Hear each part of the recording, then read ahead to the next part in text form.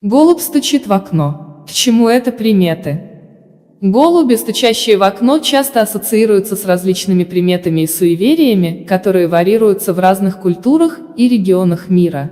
Считается, что такое поведение голубя может нести символический смысл и быть знаком чего-то важного или предстоящего.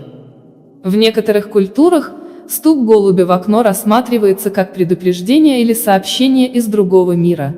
Например, это может быть связано с ушедшими душами или духами предков, которые пытаются связаться с живыми. В этом контексте люди считают, что голубь, стучащий в окно, может нести послание или предупреждение, которое нужно внимательно рассмотреть.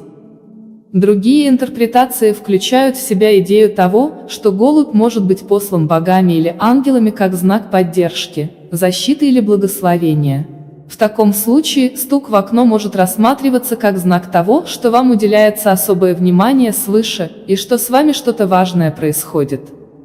Однако стоит помнить, что приметы и суеверия – это часть фольклора и мифологии и не имеют научного обоснования. Как правило, интерпретация таких событий зависит от верований и культурного контекста. Большинство людей рассматривают стук голубя в окно как случайное событие, но для некоторых это может иметь особое значение в их жизни.